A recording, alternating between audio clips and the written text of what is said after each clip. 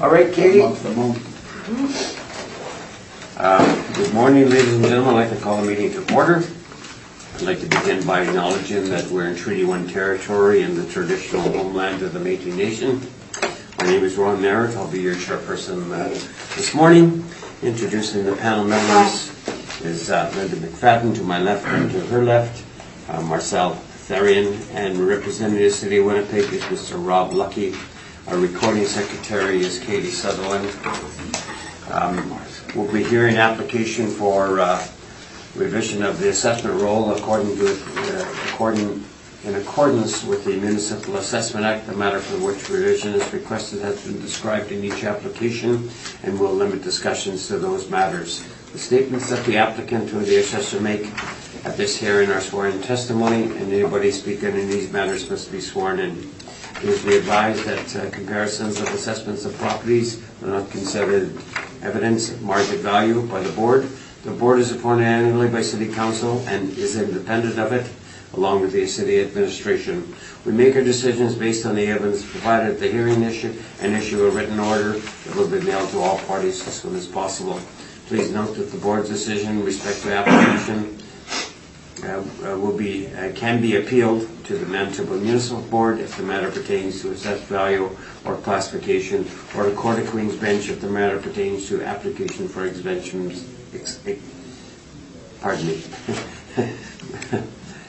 the matter pertains to application for exemptions from taxation. Should you wish to appeal, the information will be included in the board's order. In respect to the hearing this morning, I will confirm the matters to be addressed with each applicant following the swearing in. We'll then have the assessor's testimony followed by questions that the other applicant may have, and there will be the applicant's testimony followed by questions. Each party will have the opportunity to summarize if they wish. Once all evidence about the application has been brought forward, the applicant may leave. The process will repeat for each item on the docket this morning. The session will close after the application has been heard, and the board will deliberate in private and make its decisions. You will receive the order by registered mail as soon as possible. As information, all public hearings are live stream recorded and will be part of the public record. I'll ask your secretary to swear in Mr. Lucky and Mr. Navarro. Either one can be sworn in or affirmed.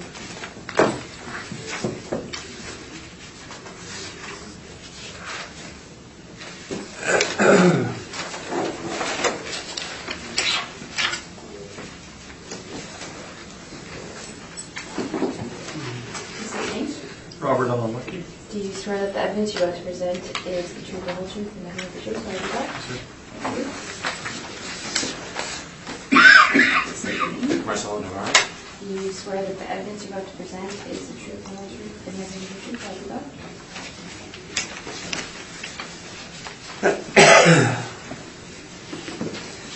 Right, I think everybody's familiar with the routine, so Mr. Lucky, you can take us through item number 2, which is 185 Smith Street.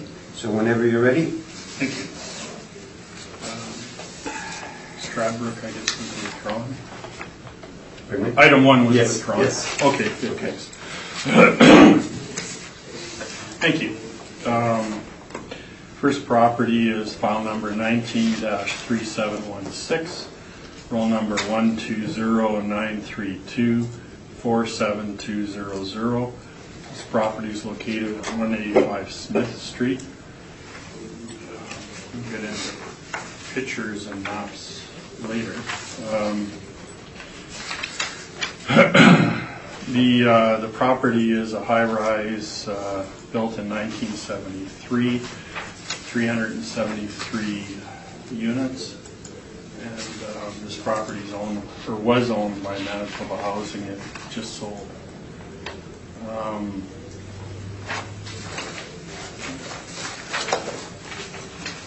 actually have the pages numbered, so it'll make it a little easier. Page 2 shows the sale. Consideration $16,200,000. March 23rd of 18. Page 3. The thing you have to keep in mind here and there'll be lots of stories and articles and whatnot, but this building's been vacant for quite a few years. Manitoba Housing at some point in the past was vacated and sat. There's been work done to it and it was sold, and now the new owners are fixing it up, converting. So what we do for vacant buildings is we use a 25% vacancy and 60% expense ratio, and normally it actually works quite well. It comes up with a value that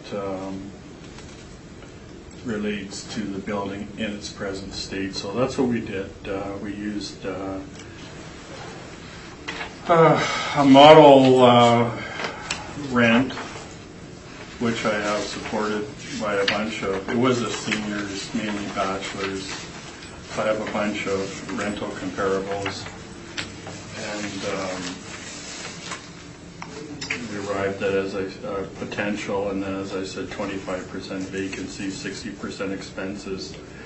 And a building this age, 1973, is prior to 75, so that cap rate is 5.3%. And it gives us a value of $16,278,000, which is very close to the sale price. And the significant part is that comes to $43,640 per unit. And we'll go on further to deal with that. So as I said, here's rental comparables.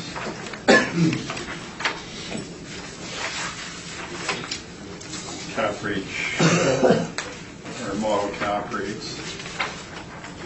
And on page 11,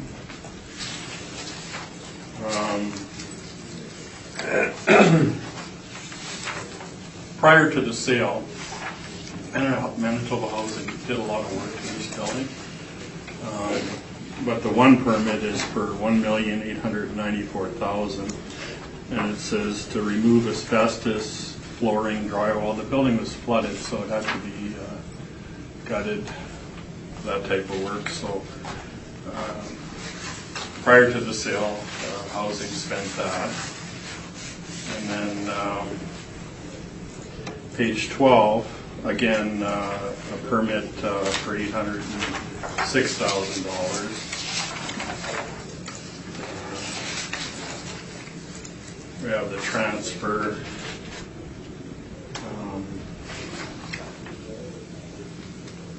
From Manitoba Housing on page 14 for $16,200,000, and our sale transfer. On page 16 is a picture. This is the building, and it's almost immediately south of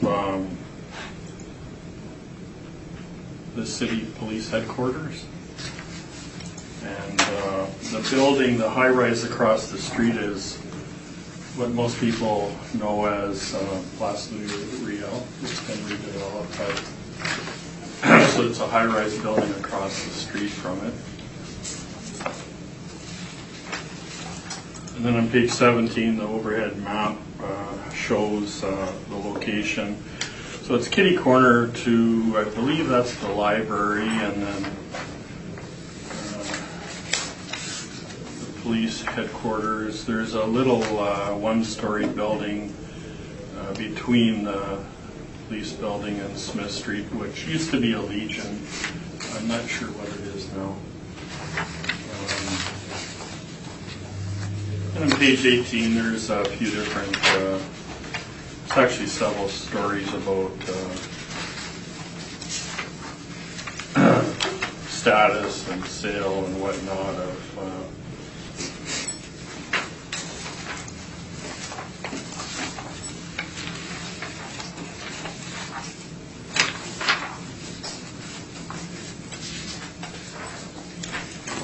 there's some more permits here. On page 24, there's another permit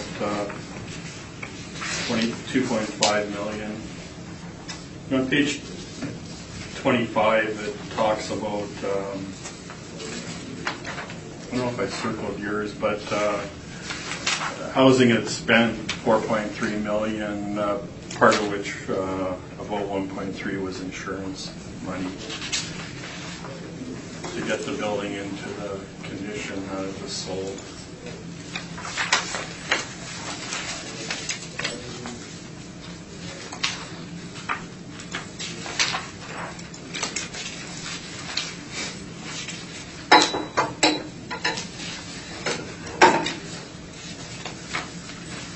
Page 31,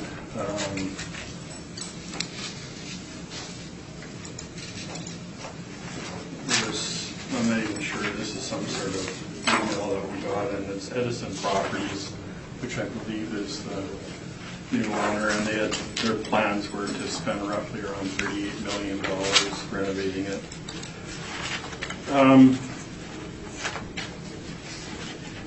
Page 32 is a property, and this is another Manitoba housing property that was sold.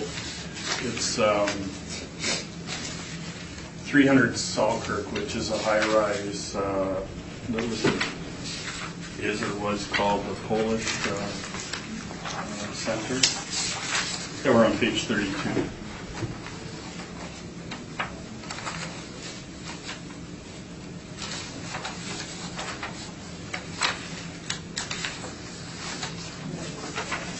So this sale, we have the appraisal on it. It was sent to us by purchaser. And this building sold March 27, 2018, just before the reference. And it's just over $48,000 a unit. And the appraiser used a cap rate of 4.75, which that's what we're seeing. We're getting owners and telling us that appraisals that are coming in, supporting our cap rates. But the significant thing is this building needed a lot of work. I read the appraisal. And it was appraised for the sale, and the sale price is $48,000 a unit. Now keep in mind, the subject is located in much better location, I think, than 300 Selkirk, which is Lord Selkirk. Then on the last page is Coldwell Banker talking about the sale of, again, what I call possibly the building right across the street. And that building sold, and they based a cap rate of 4.8%. And if you do the math, that's $185,000 per unit. So, we're of the opinion that somebody paying $48,000 a unit, there's a lot of room to fix the place up. So I would ask that you maintain our assessment of $16,278,000, which is supportive of the sale just before the reference. So, thank you. I thank you, Mr. Lucky. Mr. Navarro, questions? Yes. I'll ask you to turn to page 32 of your brief. So you have a 4.75% cap rate here. Is there anything regarding the calculations that were made to establish that 4.75 cap rate? No, it was just the cap rate that the appraiser used for the appraisal. I don't have the calculation here. And do you have the information supporting the appraisal? I have it with me, yeah. Now, were these units inhabitable? When I read the appraisal, the building needed extensive work. Now, were they, is this coming off the social housing portfolio? The sale is from Manitoba Housing to I believe it's Sam Management. Right, which Are is the a rents expected to be raised on it? well, Sam Management, I understand, is a non-profit group, but they can change the rents to market. Okay. And are you aware whether they will be doing that? I haven't seen the place. We haven't looked at it since. I'm not sure if it's been redeveloped yet. It just sold. You are aware that sometimes new owners purchase properties with the intent of raising rents. That sale value is not so much indicative of a lower capitalization, right? You have run into situations like that? The appraiser looked at market rent for that. And as I said, Manitoba Housing charges rent based on ability to pay, whereas the nonprofit group charges typically market rent. And 300 Selkirk, would you say that that is a good location? I would feel the subject's far superior for location. Typically, what would a capitalization rate in the Selkirk area run? Like for the city model? Our city model's higher, but that's not unusual. We're seeing appraisals with lower cap rates. Okay. Now, regarding the subject, you've assigned a 25% vacancy to this. Now, I've seen many situations of vacant buildings where 25 seems to be the max that the city applies. Is that correct? It's a number that we use that tends to reflect the current condition of a vacant building. Okay. Now, we use higher expense as well. okay.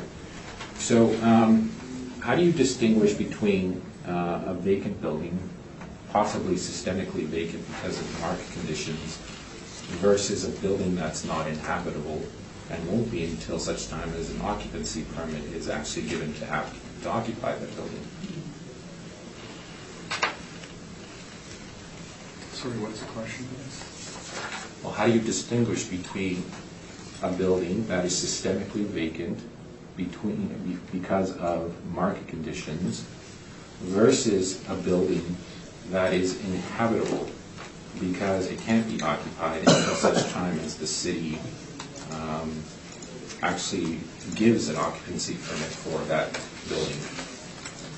Well, typically the buildings that are vacant in Winnipeg is because they're in the retrofit process, often at some level of it. So there's no reason for a building in Winnipeg not to be fixed up if it can be and rented with typical market vacancy. I'll give you another example. Okay. Say we have True North Centre in 2016. It's not complete yet. Would you have gone and put an office building value on that building at that point when occupancy permits had actually not been given to that building? It was in the process of being built. Do you get what I'm saying? I deal with apartments, and I'm not even sure what you mean by Okay, term. Mr. Navarro, we're sort of getting off track. Okay. So confine it to your questions to the property itself. So you view this simply as a vacant building, Right, possible of being occupied. right, in the retrofit stage. Okay. And we're valuing this as the physical condition on the date of April 1, 2018. What is the physical condition of this building? When we value it as current condition, What is the current condition? I haven't been in it recently. It's being renovated, but it's April 1st, 2018 market value Are there any current tenants? condition. Are there any tenants in the building? I don't know. I haven't been at it recently. But you're the It could be 100% vacant, I don't know. And you've assigned a capitalization rate of 5.30. I assume that's a model generated?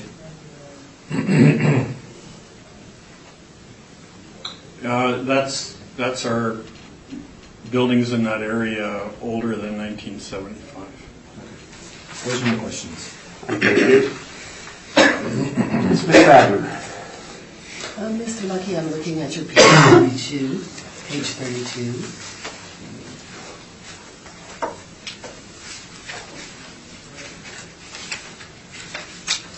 And I see that the purchaser of the building is actually Winnipeg Housing Rehabilitation Corporation, WHRC. Oh, you're right, sorry. Yeah, there's been a bunch of SAM purchases from Manitoba Housing. And are you aware whether WHRC charges rent here to income as well?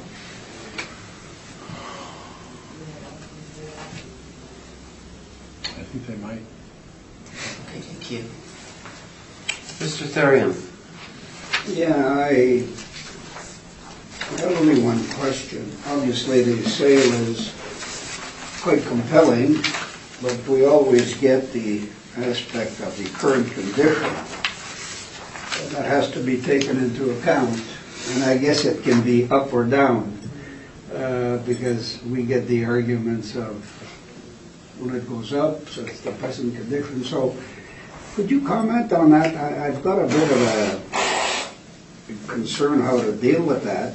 Obviously, the sale is quite compelling, but its current condition is up or down, and I don't know how we deal with that. Well, the fact that there is a sale, you're right, is compelling. And the facts are that this purchaser bought a vacant, gutted building. After saying that, it's got a... I've been in the building in the past, I've appraised it, I've done feasibility studies, I've done all kinds of work. It's a giant, solid concrete building downtown.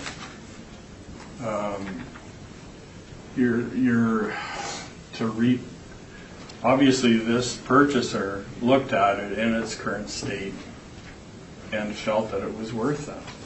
And to do it on an income approach, what do you use for vacancy? Well, 100%. Well, it's not negative. It's not negative value. Somebody walked up and paid $16 million for it. There's land. There's a giant building.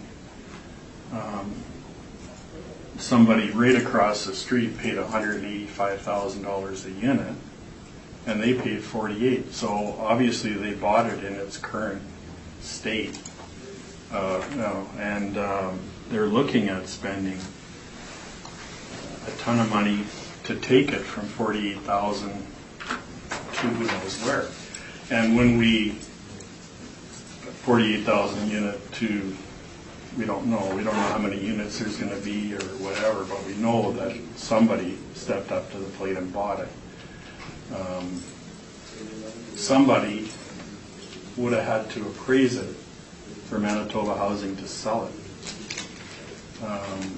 because they have to get an appraisal and take it to a board and convince them that we're selling this at market value. So that's what happened on Selkirk, and that's what happened on Smith, and that's what happened on a few other buildings. A vacant building, obviously the income approach doesn't work, but when it's finished, then we'll come in and we'll count how many suites there's going to be. I looked at it in the past, feasibility studies of grouping suites together and whatnot. We don't know what's going to happen, but we know it's going to be a giant building right downtown, close to True North Center, and I mean, this is a sophisticated purchaser. Edison Properties has a lot of buildings. You know, they didn't make a mistake, so, or I don't believe they would have. They've done a lot of due diligence, and you know, I can't speak for the purchaser or Manitoba Housing or anything else, but I have been in the building a whole bunch of times, but not recently. So, yeah, I think we've got a really good approach, and we have a sale price, and it's very close, just before the reference. So I feel confident in our assessment. Thank you. Thank you, Mr. Thank Chairman. you. Mr. Lucky, there are several factors that go into this building, and I think everybody's aware of certain things that went on in this building. But you alluded to the fact that there's asbestos in the building. Well, there was. There was. They So, spent $1.8 million ripping it out. okay. So they spent that ripping it out. You also talked about a flood in there. Right. And I think the figure of 4.3 or something like that, but only 1.3 was insurance. Right. So- Well, that's what the articles are telling us. Yeah. Newspaper. So, do you know what happened in regards to the flooding? Like, was it the basement or what sort of happened? Don't know? You know, I've heard secondhand a bunch of different things. It could have flooded a few times. I don't know. Yeah.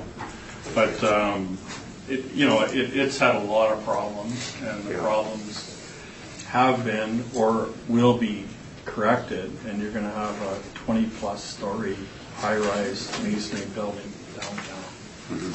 But the fact that the majority, I mean, there's 305 bachelor units, or they would be quite small then, I would say. Right. Okay. So when I looked at the feasibility studies, they considered different methods of doubling up suites. And, a chronic vacancy that you apply from the city, if it's chronic, the maximum you can go is 25%. Is that correct? Right. And typically, we see that in chronic vacancy in buildings that just haven't been fixed up. We might as well talk about it because it will come up.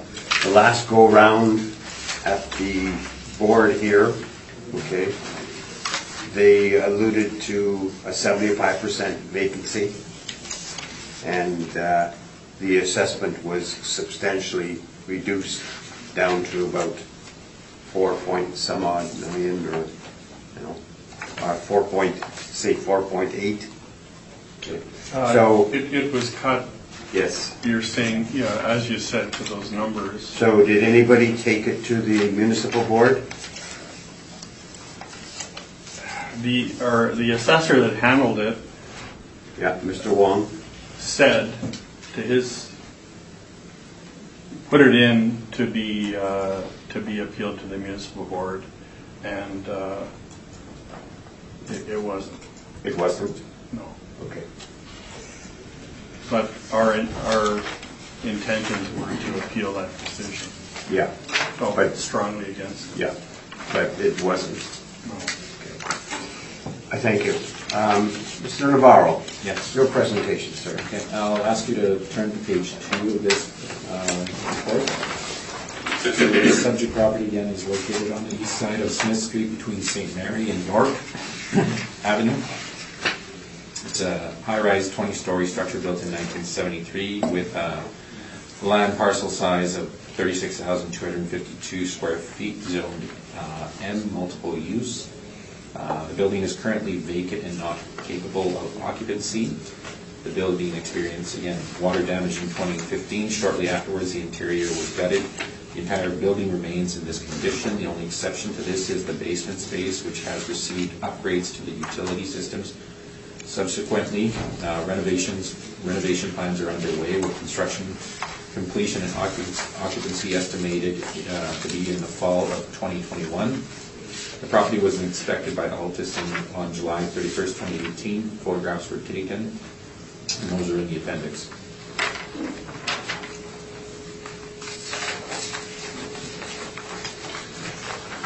I'll ask you to turn to page 6. So we are using the income approach on this property. Capitalization rate that we're using is 6%. And on page 7, you can see the workup. We have a potential of $2,875,830. Vacancy of 75%, giving us an effective gross of $718,958. Total expenses of $431,375. That is an expense ratio of 60%. Net operating income $287,583. 6% cap rate, $4,793,050.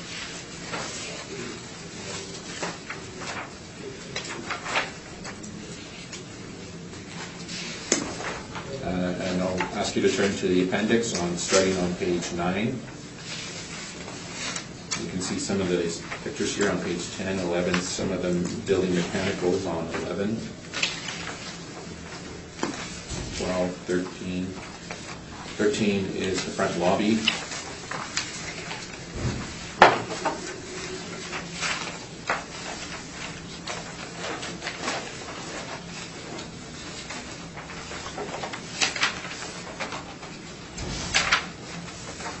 And that is it. I am open for questions.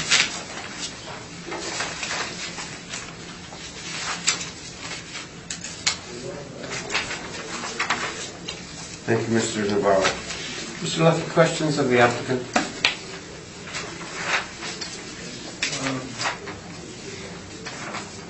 So you didn't look at any sales, the sale of the subject or comparable sales? No. We don't think that the sale is actually reflective of its current condition. It may be reflective of its potential performance once those suites are actually completed and everything is developed and occupied, but not of its current condition.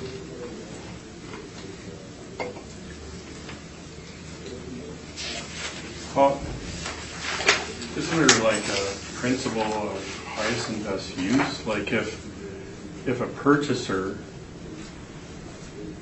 is willing to pay $16.2 million for the property, why wouldn't you look at sales or consider the sale of the subject? Well, I would say that there probably aren't enough sales to actually back up this type of property. I mean, there is a property across the street, as you mentioned, that's sold. But that property was completely renovated. It's configured much differently. It's marketed as kind of luxury apartments. This is not the same type of building. As you know, this is a former Manitoba housing building. A lot of the suites in there are bachelor units. They may be reconfigured. We're not sure at this point, but I don't think it's a reflection of what's there now. I think of this property as, I would say, close to land value once it starts getting occupied and the city actually really releases those occupancy permits. Then we're probably going to see a value close to what it sold for, or maybe even above.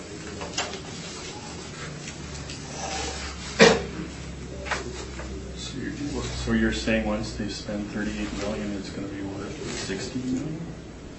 Well, $38 million is a total project cost, correct?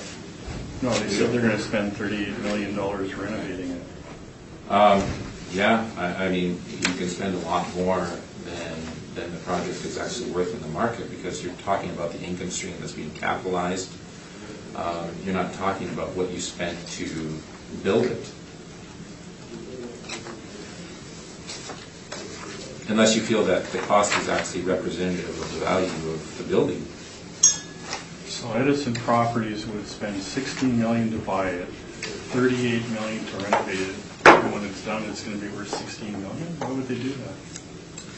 Well, what would the life of this building be afterwards?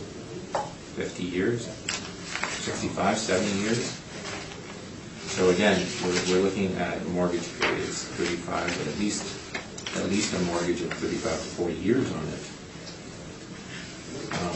Yeah, I don't think the current construction costs are probably a reflection of what it's going to perform like in the marketplace once it's occupied.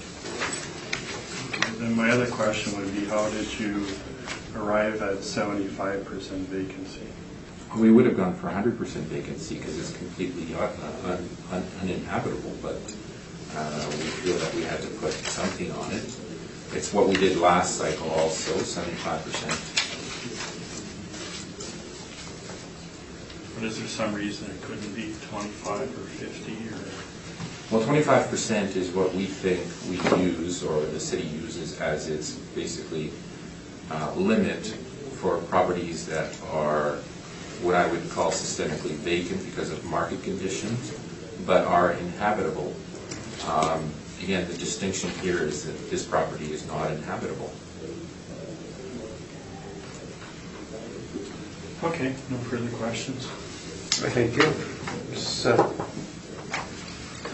Linda? I have no question. Marcel?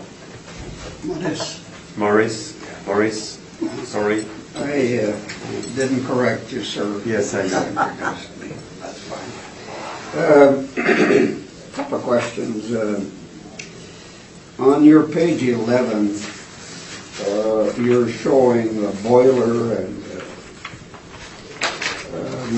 I go back to the permit of the city on page 12.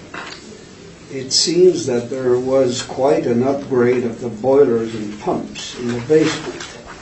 I know that was in 2013, so I don't know if that's before or after the fire, but can you tell me if the boilers had to be addressed after the purchaser purchased it? In other words, is this a good condition basement boiler situation to tie in with the page 12 permit detail of the city?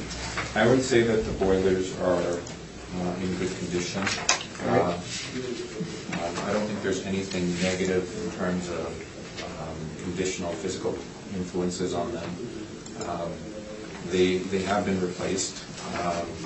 Okay. So, yeah. So that's all, okay. Yeah. Now, because you had flipped those pictures pretty quickly, so that's why I was... Actually, I said building mechanicals on page 11 as I was flipping through I it. was trying to tie into the permit. My second question is on cap rate. Right. Aren't cap rates established on the future potential of a building by an investor? In other words, as you purchase something, you're looking to see if this is going to be a money maker or not, and that helps you to establish the cap rate. Is that so I'm trying to, because you argue the cap rate, and I'm looking at this investor buying this with a fixed price with a potential, I'm assuming, to do well, which has a bearing, I think, on the cap rate. Could you comment on that? Because we've heard those arguments before.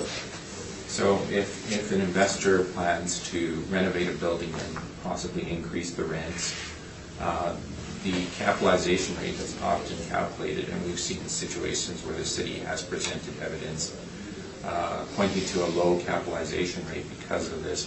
However, that's taking into account the current conditions, the low rents, not the future potential higher rents that the building is being purchased for. Now, once you start increasing that income, that net operating income, it actually increases that capitalization rate. It has the reverse effect. So when you have low income and a purchase price where it's reflective of probably not good leases, I tend to think that the capitalization rate is artificially low. An investor looks at it, they factor for higher rents, that capitalization rate should actually be higher. That's what we've seen in terms of the that process, and it's actually explained in our capitalization report. If I may, I can actually go into that. No, I'm trying to get your Yeah. point of view on this Yeah. point, that's all. So I would say that this property is, first of all, the biggest hindrance to this property is that it's not inhabitable at this point. So we don't know what its potential is. Now, I think what we're looking at is a future potential. So what is this building going to generate in the future? Now, Mr. Lucky pointed out the building across the street, but as I said, as I spoke to that, that's a completely different monster altogether. We're talking about a building that is configured completely different. Those are marketed as luxury apartment suites. We don't feel that would be a fair comparison. It may have garnered $185,000 on the open market, but again, we're talking about two different types of buildings. Thank you, Mr. Chairman. Thank you, Boris. You got my name right. I've been called Boris, but that's okay. Mr. Navarro, it is tough to put a value on this building. Would you agree? Well, absolutely. You're in a pickle, yes. Yeah. The way you've come to a value for the subject property is not bad, but I think that, because you're looking at the potential, okay, some of the figures would be considerably higher, mainly because you have to look at the potential of the building, and probably the way you've done it, you use the 75% vacancy rate. And In its current condition. in this current condition, right. But also, there is a sale on the property. There are sophisticated buyers, supposedly. Okay, so we have a dilemma here. So they paid $16 for the building, Edison Properties. What are they going to be putting into it? Do you know offhand? I think, was it 38 or something? 38? 38. Somewhere. So you have, 54. That's your cost.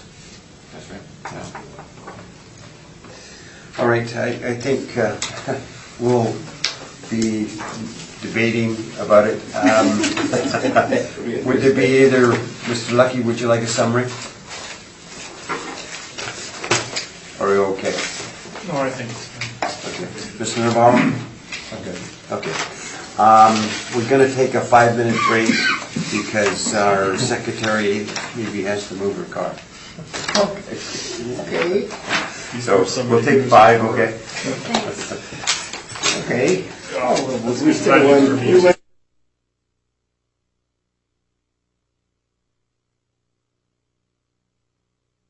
Okay, ready? Okay, we'll call a meeting back to order. And Mr. Lucky, we're going to go to 301 Broadway, so whenever you're ready. I'm just going to turn my phone off.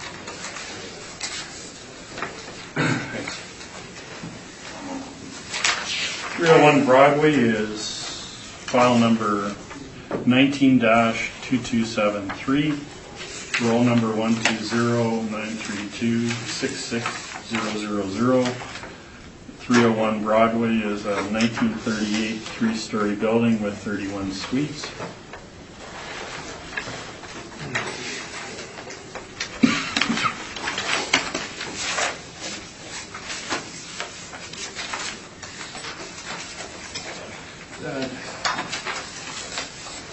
Well, further on in the, I have a map and pictures. It's on Broadway, the north side of Broadway, one building over from Donald. So, across from it's near Donald and Broadway. So we have 19 bachelors, 12 one bedrooms. And our model income, I should say this is a little misleading. It says average monthly rent. It's not actually just rent. It's the total income divided by the number of suites. So it could include parking, laundry, any. So not just the actual rent. It's the total income divided by the suites is $654.73, and that's our model. The vacancy, we're almost the same as at income. The difference is expenses, and I think we're the same at cap rate. So anyway, I would ask that you maintain our assessment of $1,735,000, which is about almost $56,000 per unit.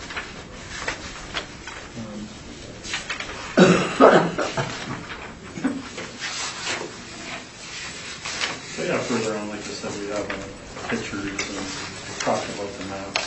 That's about all I have to say. Thank you. Thank you, Mr. Lucky. Mr. Navarro?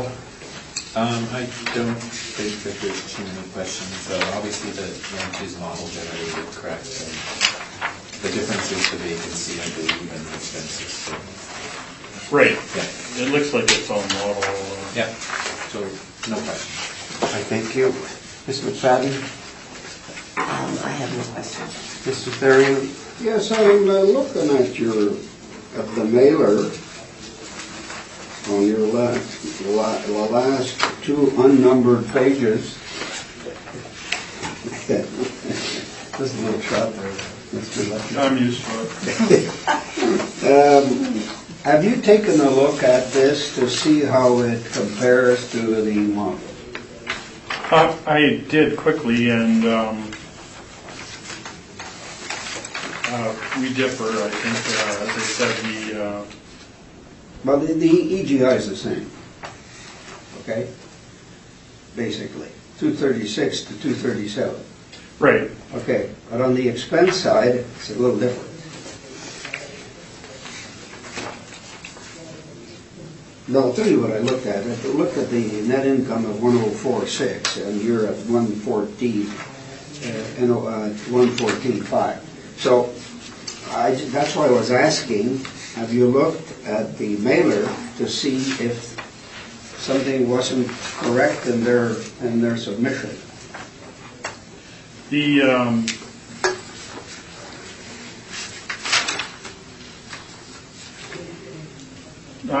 I'm not sure why we differ.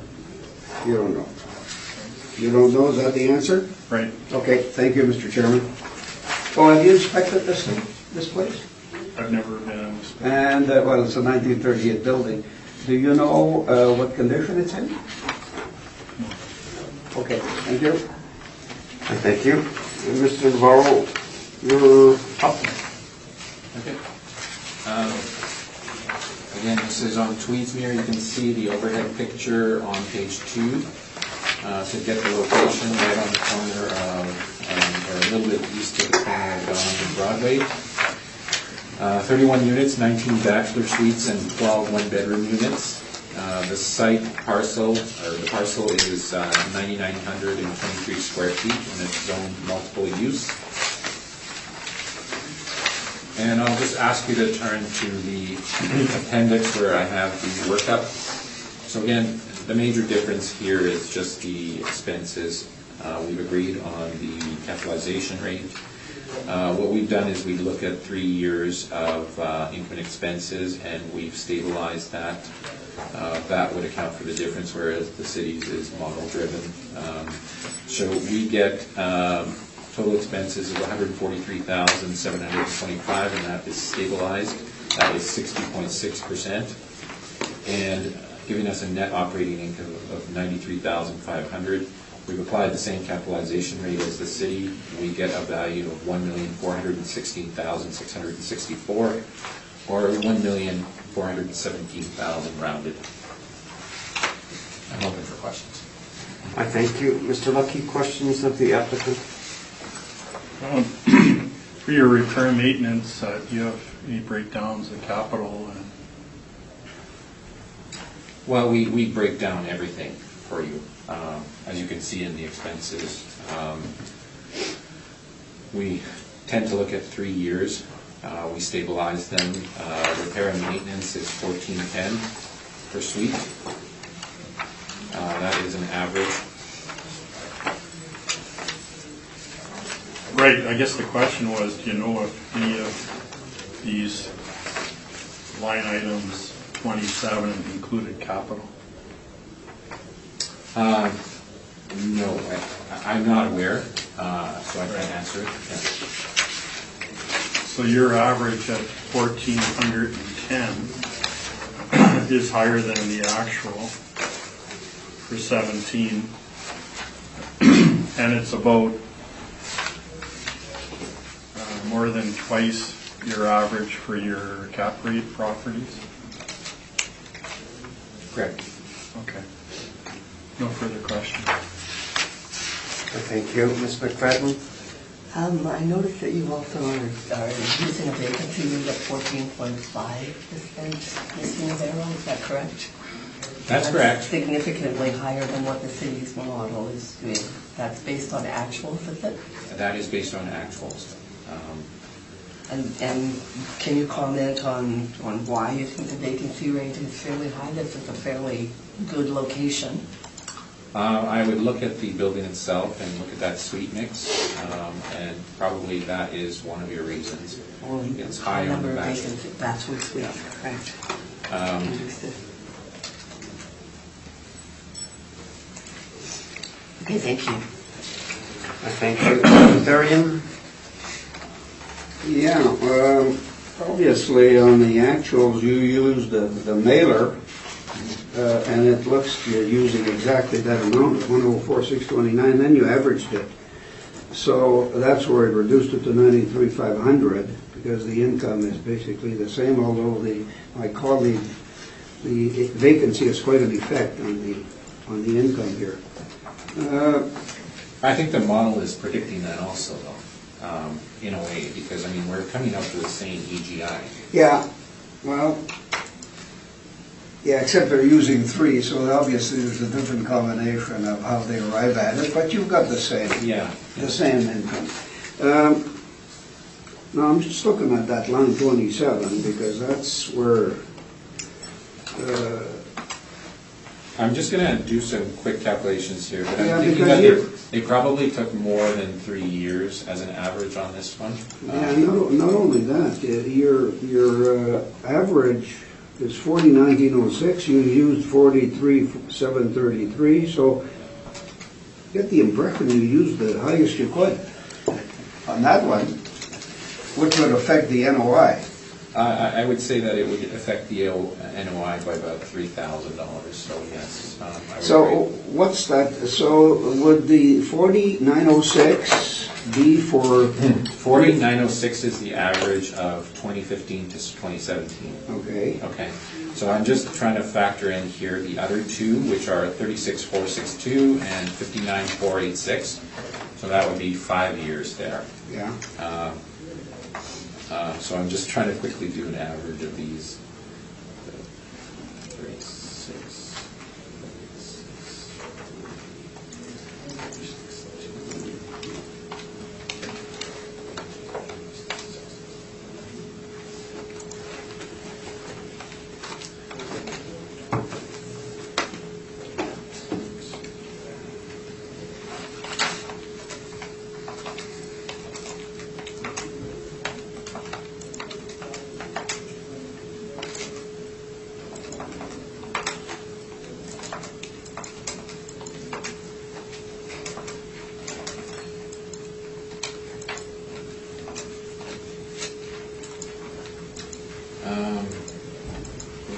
I got 43,692 when they averaged out 5 years. Which is basically what's there, 43,731. Yeah. A few bucks, but that's close enough. Is 3 years 40,906? 3 years is $49.06. It's about $3,000. Yeah, about 3,000. Yeah. So is that what you're advancing, or, because we're looking at averages, and then you've got one that's got 5, and I'm willing to advance and revise it to 49.06 if that's, so you're basically 96,500 or more or less? yeah. I mean, there's a few bucks there.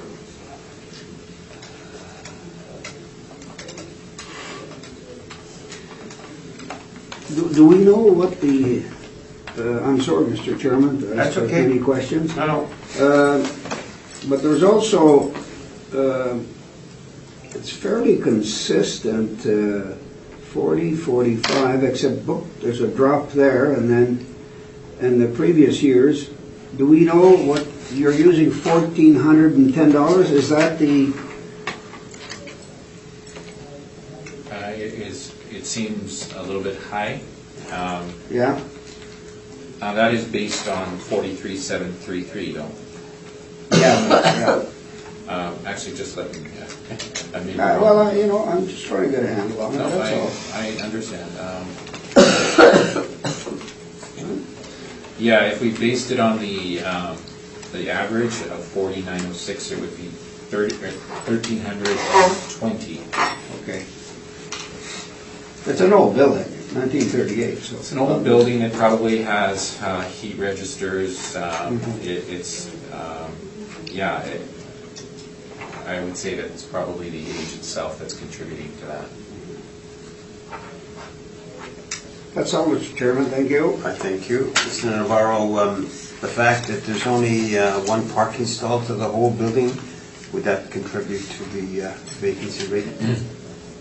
One parking stall? I think there's only one. I get what you're Supposedly? saying. Yeah, I get what you're saying.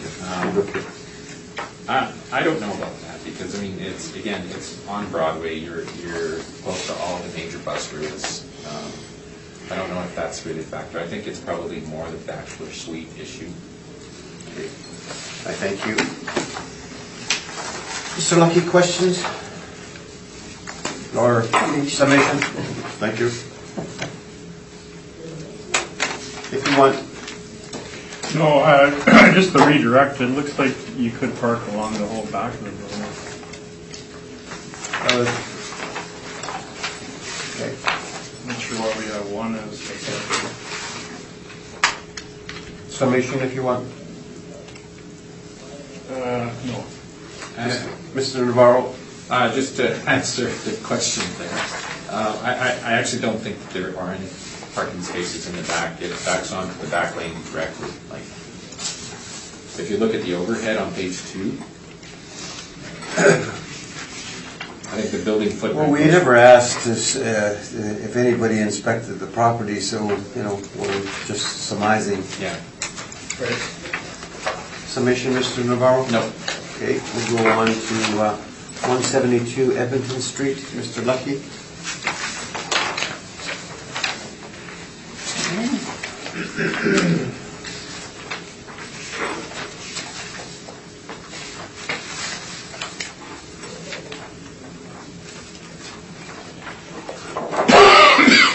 Excuse me. File number 19-3612 is roll number 120-936-04000, 172 Edmonton Street. This is a 1931 building. 4 stories, 23 suites.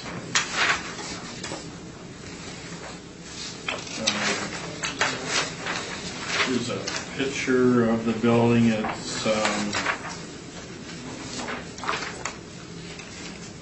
then the site plan shows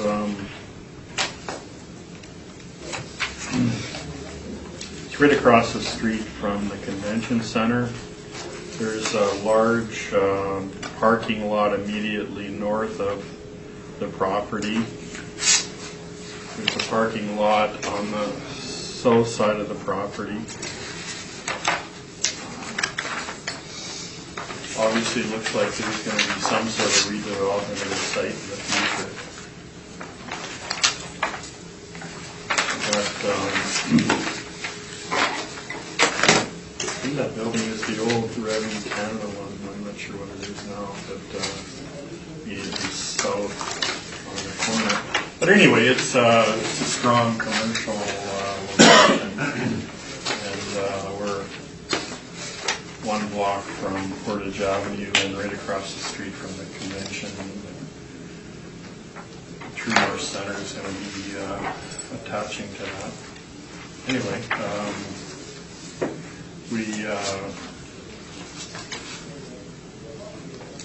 we have 8 bachelors and 15 one-bedrooms.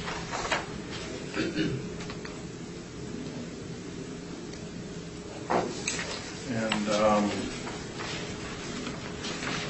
model income and expense, it looks like, and I would ask that you maintain the assessment of $1,287,000, which is almost $56,000 per unit.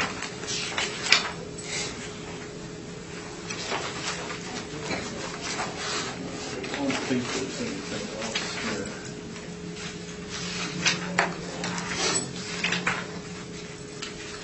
No, that's all I have. Thank you, sir. Mr. Navarro, questions?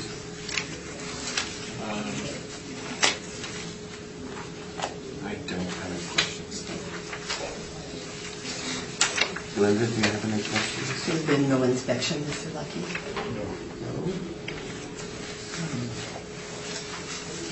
I think that's everything. Okay. Maurice, any questions? Well, my usual one, I guess. On the mailer, did you take a look at it to compare it to the model?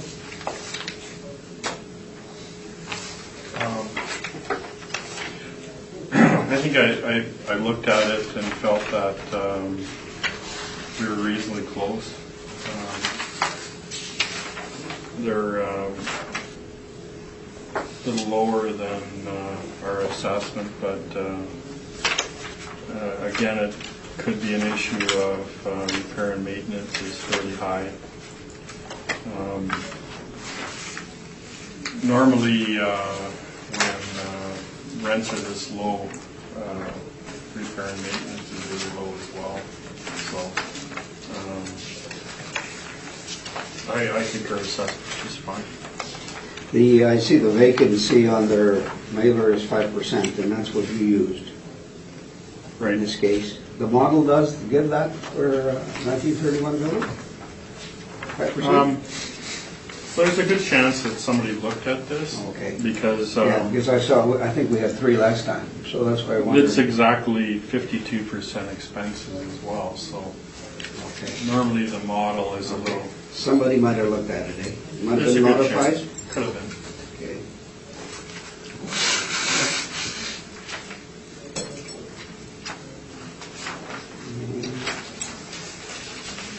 No, I think that's it. I just want to make sure I got the good year here. Because there were a couple of mailers in there.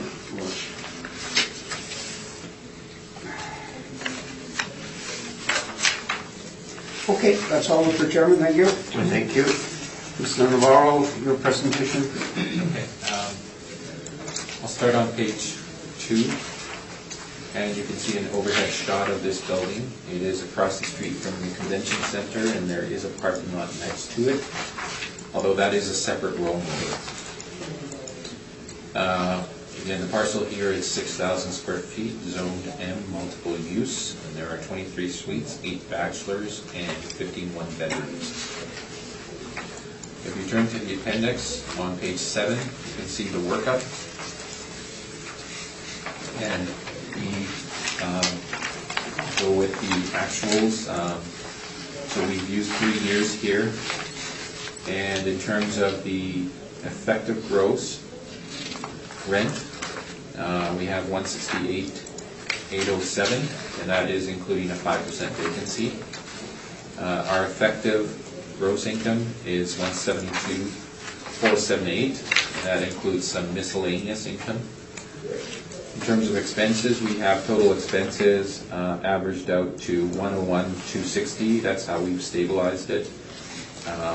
That is an expense ratio of 58.7%. Net operating income of 71,218, capitalization rate of 6.6, and that gives us a value of $1,079,056, or $1,079,000 rounded. I believe that's my presentation. I'm open for questions. Thank you. Mr. Lucky?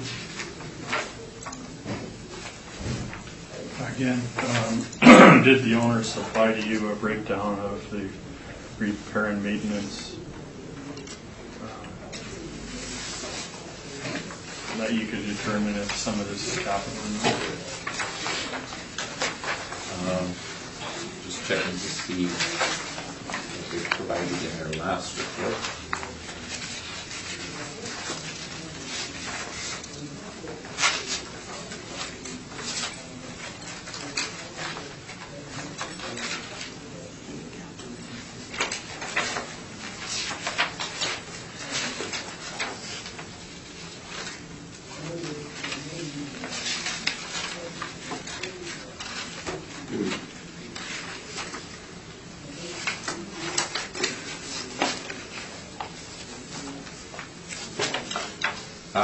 No. We have a fairly good detail here on, this is page 11 of the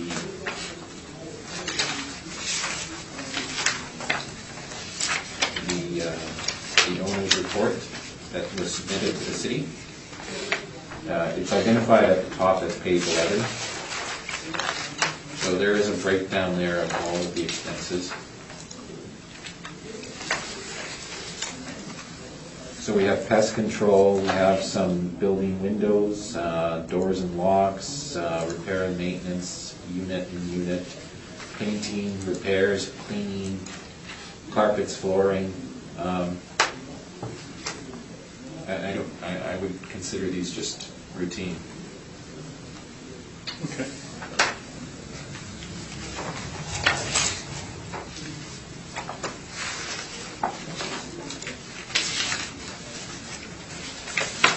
Anything further, Mr. Lucky? Nope, I was going to wait. I thank you. Mr. Fadden? I have to put it. Mr. Therian? Yeah, I guess the only one that I see, that's on the city's one, but you adjusted it, is the legal and professional fees on page 11 are $5,900, which is pretty high if I look at the other years. On your line 16, but you've used 1978, so obviously you haven't used the 5935, which seemed high. Okay. That's all I have, Mr. Chairman. Well, thank you. Mr. Navarro, you have in your analysis here discounts. What are these all about for the subject? These are discounted rents. Hmm? So we reduce them. But what are they composed of? I think literally it means a rent discount. Okay. So it brings down the rent. Yes. But you know, there's only 23 suites in here, so, and it's a good location. Why would they be giving, some sort of, Well, I would say that the age of the building, the fact that it has a good number of bachelor suites, probably they have to discount the rent somehow. Mm-hmm. That's my best estimate. The reason why I asked that is because there's a $10,000 difference between the gross income between the city and you. Right. So. Yes. Okay. And then that gap is narrowed at the effective gross income stage. As we add miscellaneous income, I don't know if the city's model does that. And what is the miscellaneous income? I couldn't tell you. It's just a line item that we look at. It would be nice if they identified it, but they identify it as miscellaneous income, and we add it on there. If it was, for example, rooftop antenna, for Rogers, we would identify it as an antenna. All right. So your cap is the same as the city? Yeah. And the only difference, I guess, is a little bit of the rent and the expense ratio? Yeah, I would say that, again, with both of these properties, they were in the same age category. Yeah. So, yeah. Okay. Summation, Mr. Lucky? No.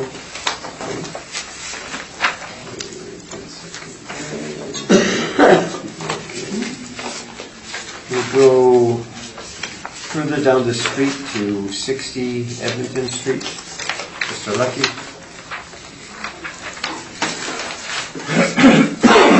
Excuse me. Thank you.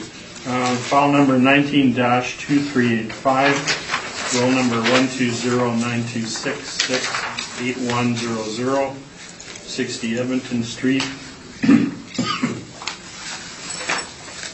We have a two-story 1959 building with 22 suites, 11 parking stalls. Next page I have site plan. So we're back on provincial parking lot for the legislative buildings, which is on the other side of Kennedy. So we're south of Broadway, north of Cinnamon, one street over from the legislative buildings. There's a picture of the building.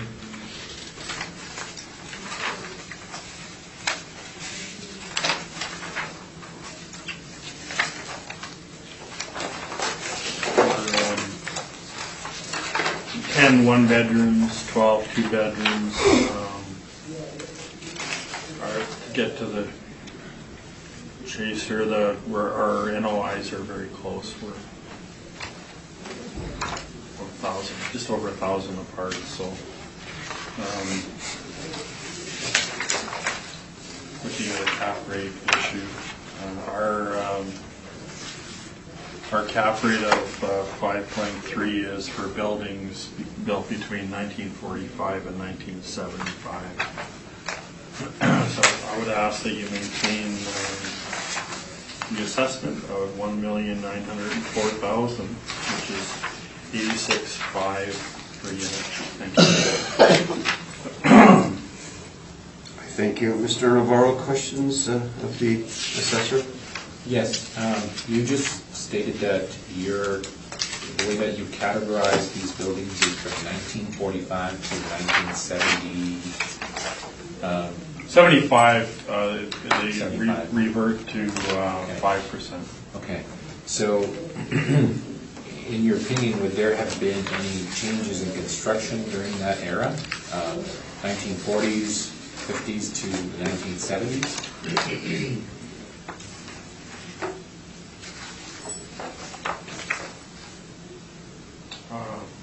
Yeah, there could be some differences. Okay. No further questions. Thank you. Linda, any questions?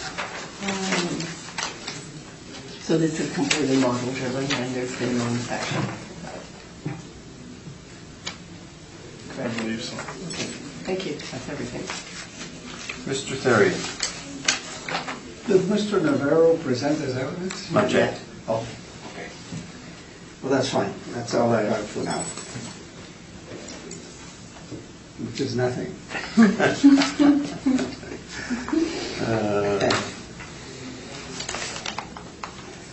So, Mr. Lucky, all model driven? It would appear that way. And it's the same answer. It's stabilized actual, so it's sure that our model is very accurate. All right. I thank you. Mr. Navarro, your presentation. Okay.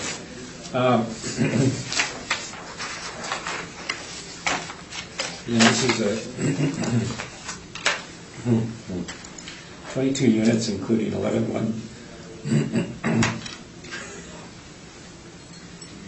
22 units, including 11 one-bedroom units and 11 two-bedroom units. Slightly better than the buildings that we had previously, built in a slightly different era.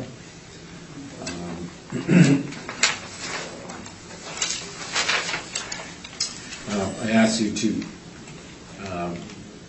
go to page 7 of the report. There's not much difference between our net operating incomes. It comes down to exactly that capitalization rate. The capitalization rate that we used is 6.25. Again, the capitalization report that Altus has provided on numerous occasions, this is exactly what we've I'm sorry, would I be able to take just a 2 minute? Do you want to Yeah, yeah. I don't know if that's going to help. I think there's something. Glass of water. Yeah. He's no glass. Oh, I would take the cough drop too. Will do.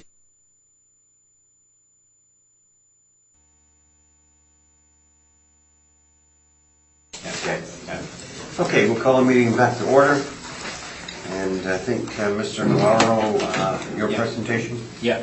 So again, getting back to this, the difference here is the capitalization rate that we've applied. Capitalization is consistent with the report that we've handed in on multiple occasions for apartment dockets. So if you turn to page 1 of the capitalization report, you can see how we've stratified these.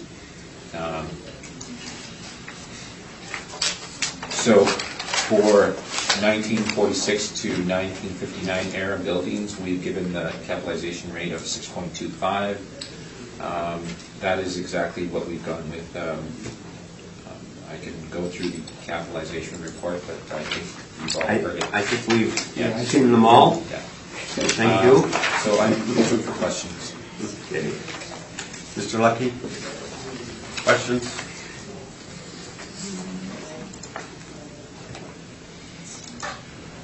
yeah, I do, since we referred to the cap rate study. If we could turn to page 3.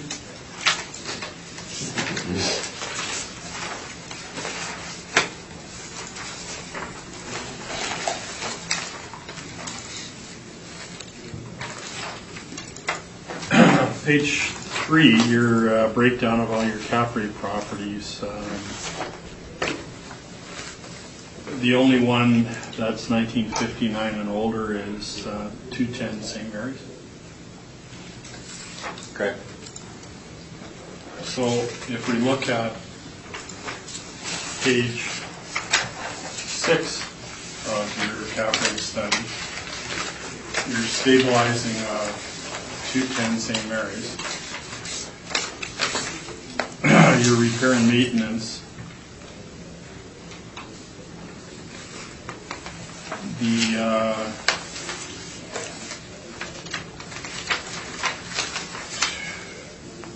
2 years maintenance that you stabilize are 15 and 16, and 16 is at about $70 or $80 a unit. Anyway, your 2-year average repair and maintenance is $332 per unit.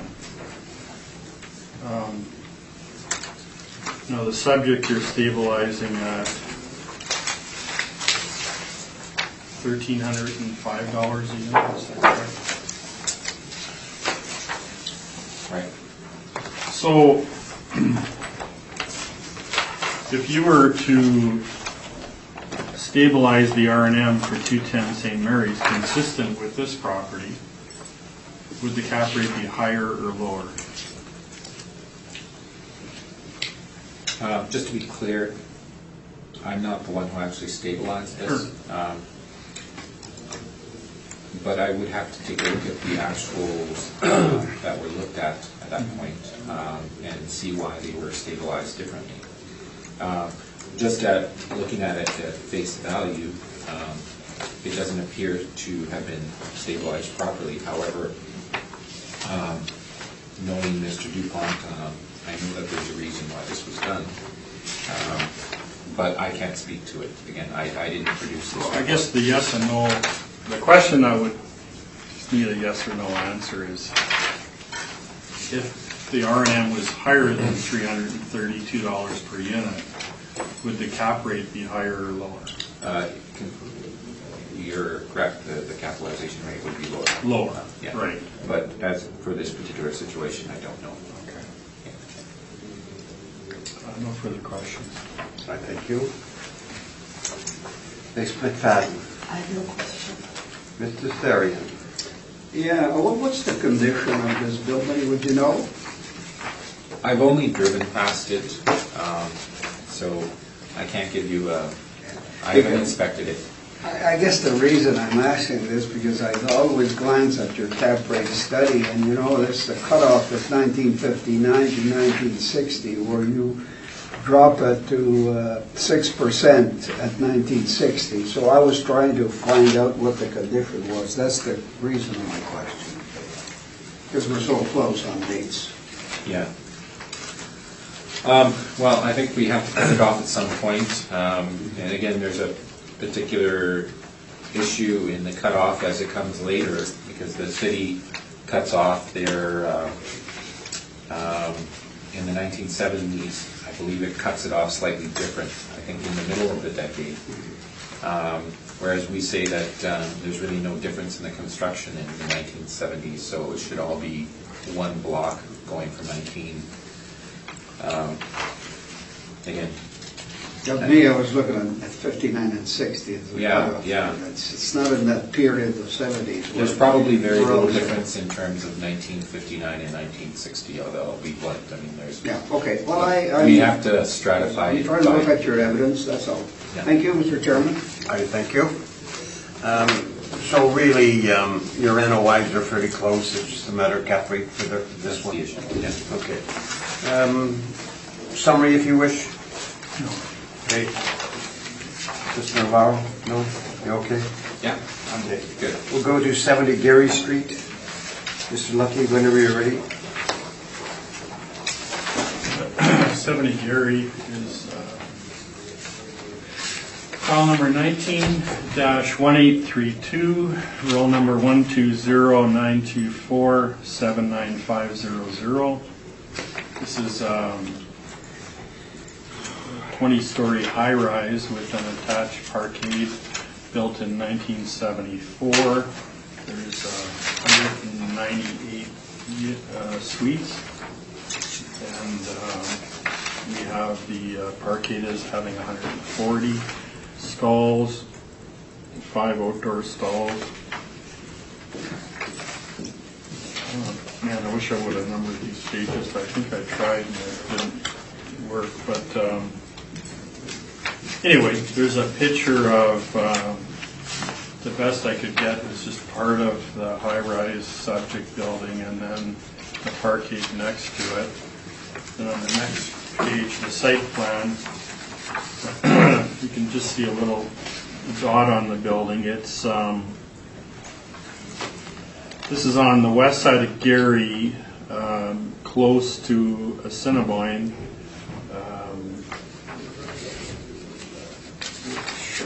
Is right across from Port Gary Place. So there's one street over, well, would be, it's between Donald and Gary and Gary. So you can see just kind of along the river is that new high-rise building that's built, and then along the river is the park that goes across to the Forks.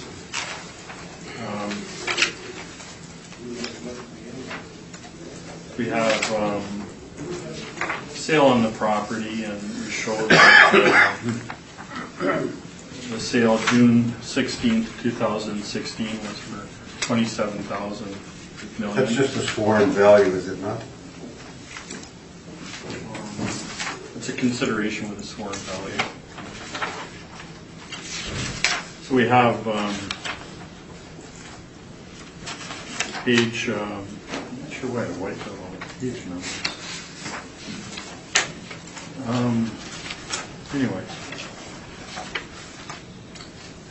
The workup sheet is 77 bachelors, 104 one-bedrooms, 17 two-bedrooms. And the overall is income is $775 per unit. It should be pointed out that based on our information and feature sheets and whatnot attached, the building was extensively renovated. So we're gonna have a higher income to the actual, because the income should be based on actual current condition and April 1st, 2018 market value.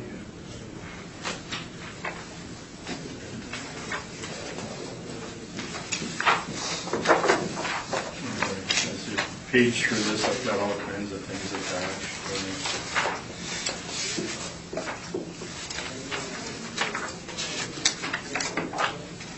There's permits. There's Timber Creek was the purchaser.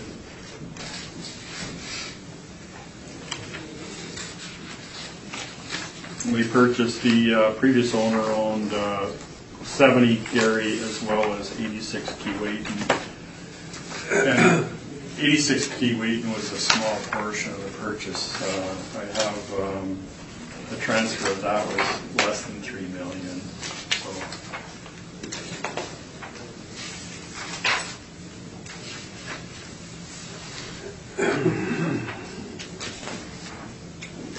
Feature sheets, newly renovated, July 2017. Pictures of renovated suites. Kijiji ads showing 1275, one bathroom, 2-bedroom units. 1,076 for 1-bedrooms.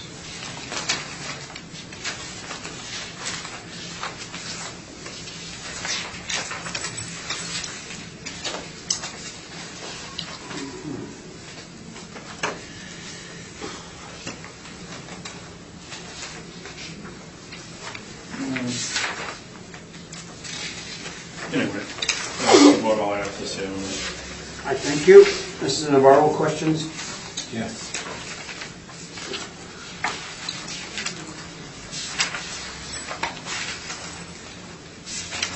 Now you have a picture of a rent here on page, a Kijiji rent. Right. Looking at September 11th, 2016. 1275 is the listing price, and that is for a 2-bedroom, correct? Right. Yes. Now that was in 2016.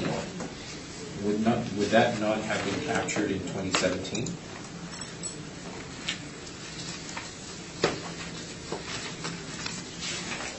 I guess this property that they're renting out would. And you also mentioned that you would say that 2018 is a better reflection of the physical condition, yet can we actually use 2018 INEs to come up with our calculations? Well, what we do is, as I said, it's current condition, April 1st, 18 value. So we can look at the current rent and factor it back to April 1st, 18. It's what we do when a place has been renovated. That's a normal procedure. Okay.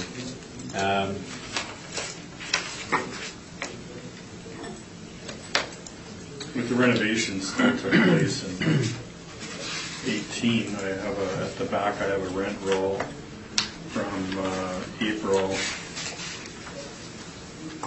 18, and there's a lot of vacant suites, I assume, being renovated, so.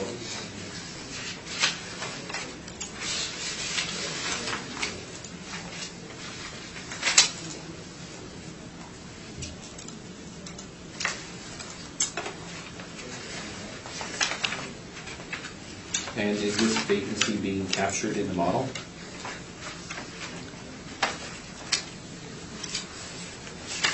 No. Would you say that our expenses are fairly close? 55 or 57?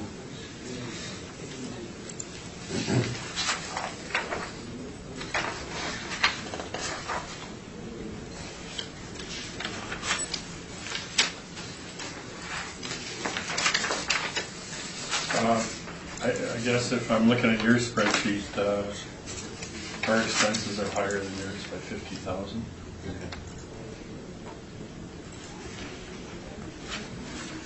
Those are my questions. I thank you.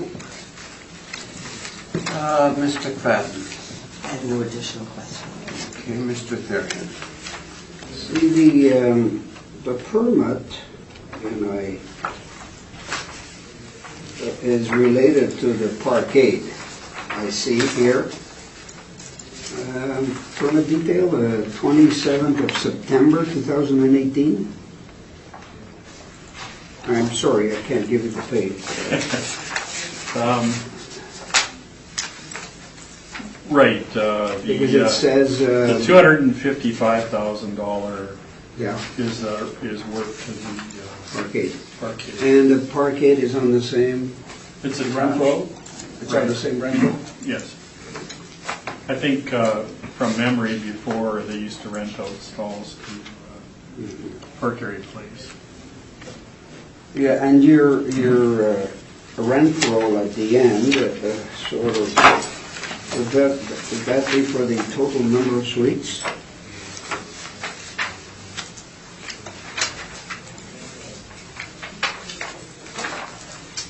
And that would be as of what date, approximately? Well, it was a rent roll that we had in our file, and it's April 30th, 2018. So that's what I was saying, it looks like the renovations or something are still being... Yeah, I counted 31 vacant suites Right. on that rent roll versus on the 198. So obviously there's quite a, because we're still at that point. That's why I was trying to get the date, because of the present condition.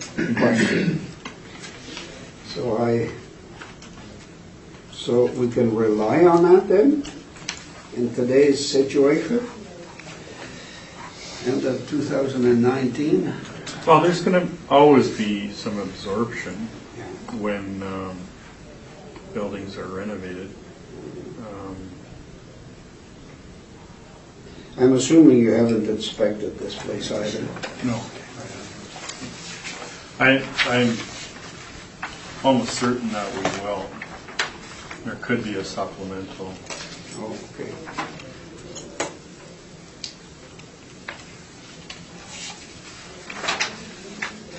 Well, the vacancy looks around 16% at this point, based on your evidence. Right. Okay, that's all. Thank you, Mr. Chairman. Thank you. Ms. McFadden, you had another question? Looking at the other permit on the next page, it actually talks about interior alteration to the apartment, but it doesn't look as though there's been major renovation to the entire, to all the unit. It's actually talking about basement level to construct a gym and a storage, some cosmetic work and mechanical and electrical work. It's not really talking about wholesale renovations that would Right. To do, result. to change the cabinets, to change the bathrooms. It doesn't say that. What I was going to say is, and to do the flooring, decorating, all those things don't require permits. You only need, and that's, something that we're challenged with is a lot of units and buildings are being upgraded, and we can't tell because you know, if somebody renovates their suites, just like if I renovate my house, unless I'm knocking out walls or doing structural issues, I don't need a permit. Okay, thank you. Thank you. Mr. Navarro, your presentation.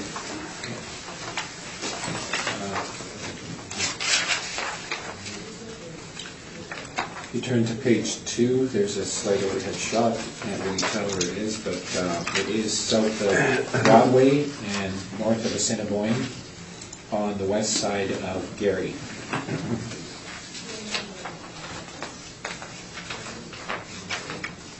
In terms of the capitalization rate that we've used a 6% capitalization rate on this.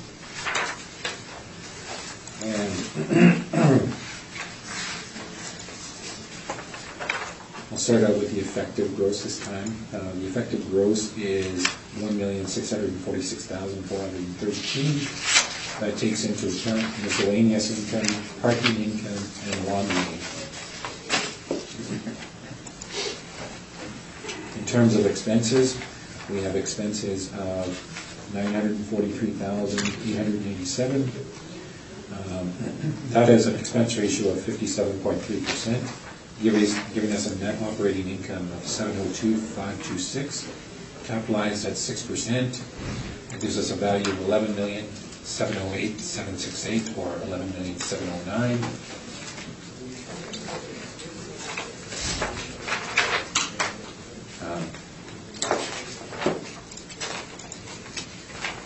And the appendix includes information regarding the INEs that were submitted in 2017. And I'm open for questions.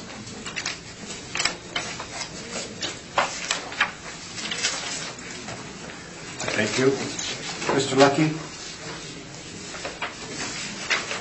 Do you have any information on the $27 million sale? On the, excuse me? The sale of $27 million, do you have any information on that? No, I don't.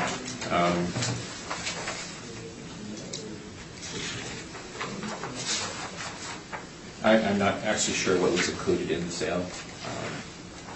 I know Timber Creek owns the building, the arcade, the parking lot next door, and there may have been some reference to another building also, so I'm not exactly sure what was included in the sale altogether.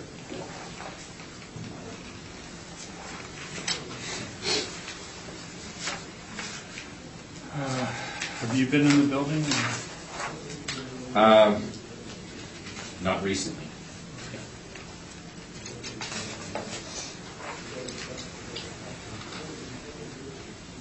So you can't really give us any kind of scope on the renovations? No, I can't.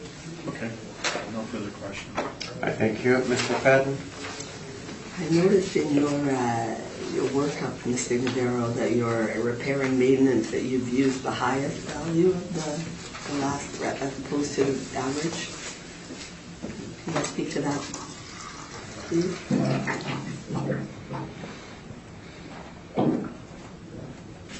Being in line 27. Right. So,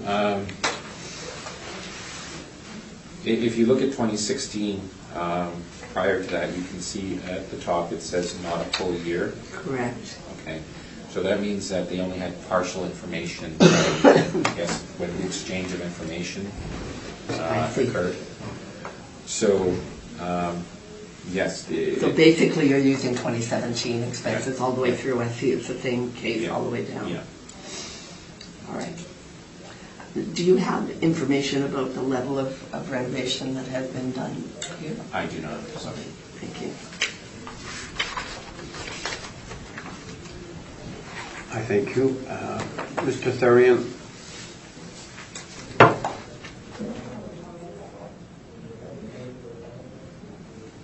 So, to follow up on my colleague's question,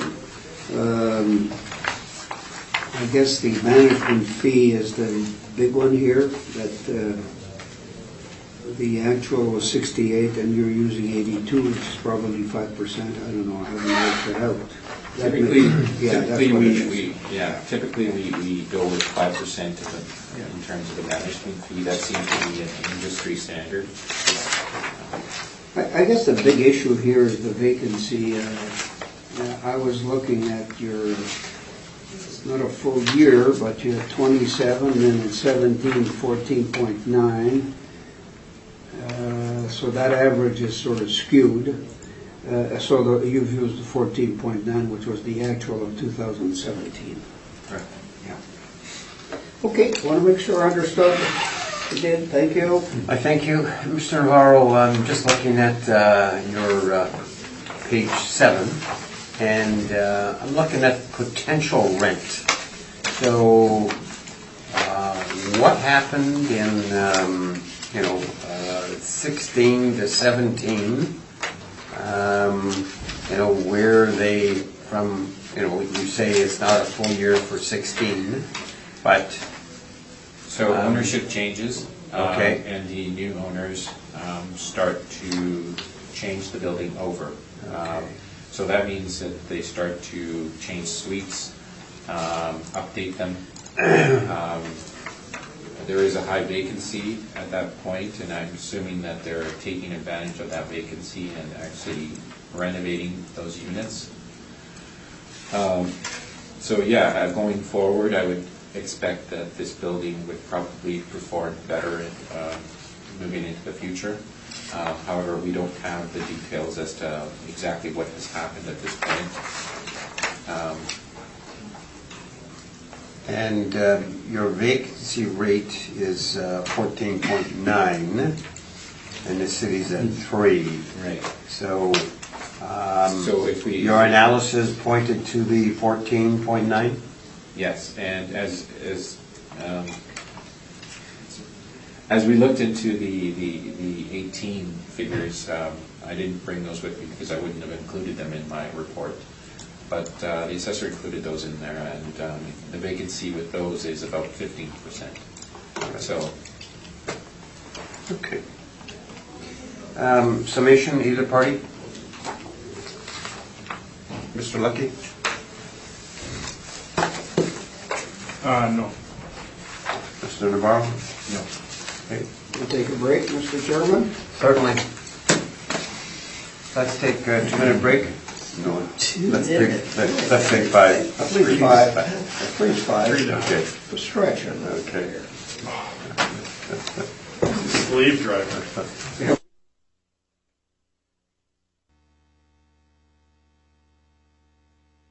Ready to go? Okay.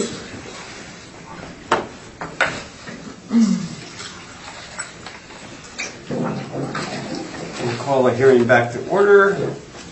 Mr. Lucky, we're going to go to Stradbrook Avenue, number 400, and the floor is yours. Thank you. File number 19-3702, roll number 120-316-75100. You have a Manitoba housing property. It's 14 stories, built in 1973, 146 suites.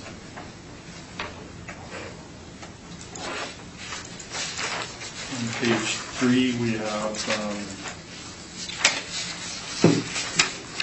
the workup. So this property is, it doesn't have actual rents. Their rent is geared to the people's income. If you make $1,000, your rent's $270 and whatnot. So starting on page 7, I looked at somewhat comparable seniors' rents, and this is from the seniors directory from 2016, I believe. So it's pretty close. And 610 Portage is, of course, Lions Place. And other seniors buildings. Page 14 is 320 Sherbrooke, which is Lions Manor, that's Sherbrooke and Portage. Anyway, these properties support our total income, which is total income divided by the suites. And I have 677, and we have model expenses. So the expense ratio of 56.86 is telling me that it's been hit pretty high with expense ratio that should more than cover the actual expenses. And typically, when we look at the income and expense statements provided by housing, there's no detail, and it's pretty much impossible to tell what expense items are. So, well, this one has more detail, but anyway, cap rate for these buildings that are up until if it was 1975, it would convert to 5%. So this is the top end of the 5.3 cap rate buildings, and being a high rise, being masonry, it's on Stradbrook, one door off east of Osborne, so a strong rental area. And I would ask that you maintain the assessment of $9,483,000. Thank you, Mr. Lucky. Mr. Navarro, questions? I don't. Okay. Ms. McIntyre? You mean McFadden? You mean me? Yes. McFadden? McFadden. Gee, terrible today. Mr. Lucky, I see that you're using a vacancy rate of 1.8, which I assume is a model, but does that not seem extremely low for a building that has 122 bachelor units, even though it's a Manitoba housing building? No, I don't think so. That's it's a really strong rental area, and my daughter just lives on the next street. She had the only way she could get into the building she's in, it was through a sublet. That might be changing, but in April 1st, 2018,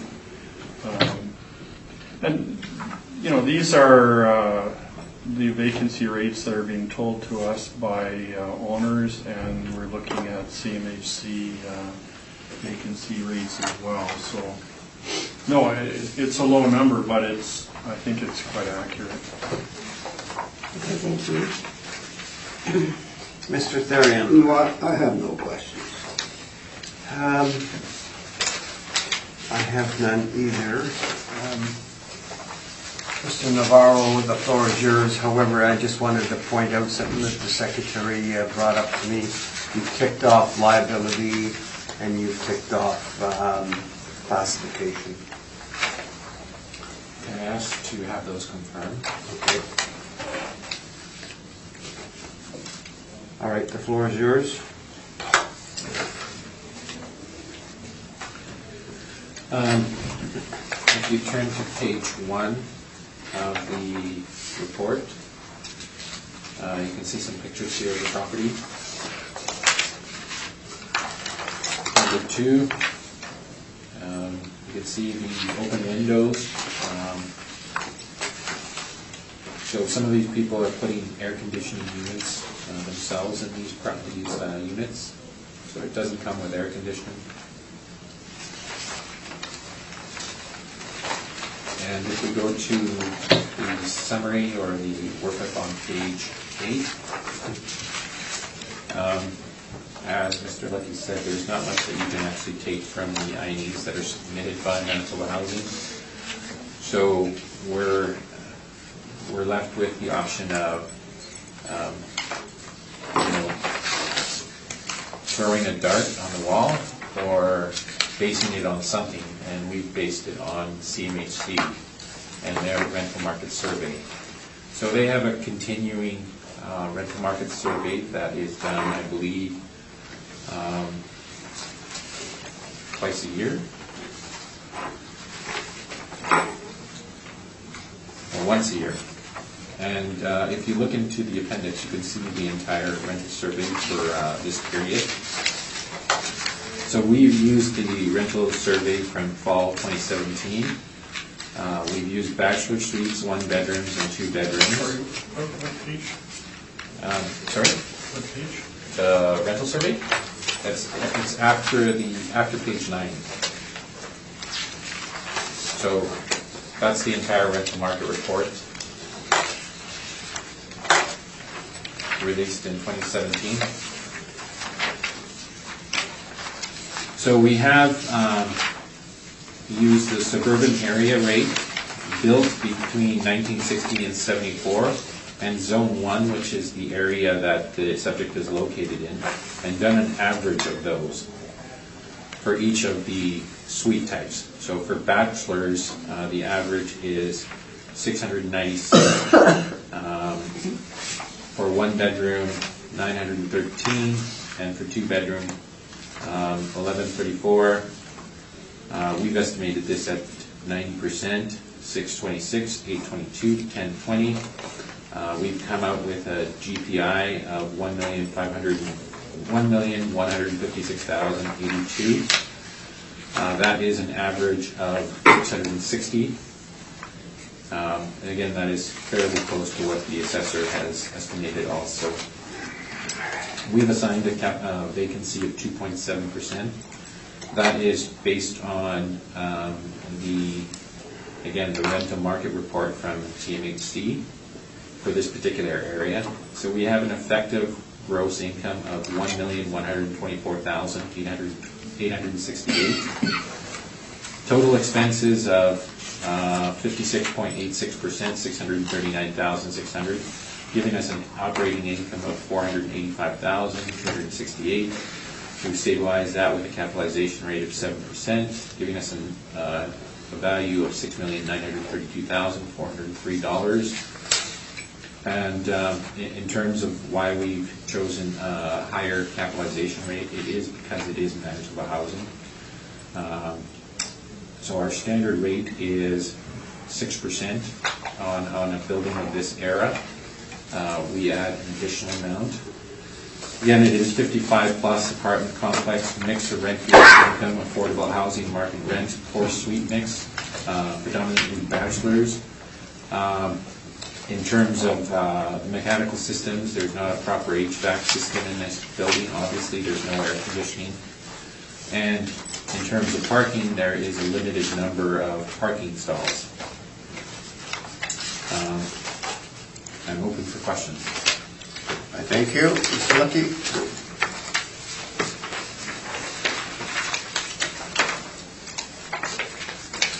So you're saying that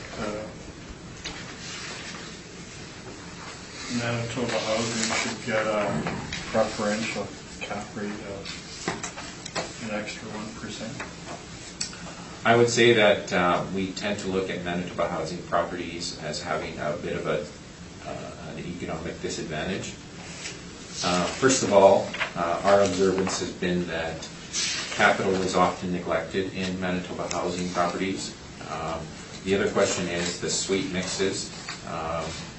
In this particular case, the suite mix is predominantly bachelor. There's a lack of parking, so if it were to sell, the potential purchaser would have to look at parking as an issue because most people drive. That said, there are other issues with this type of property.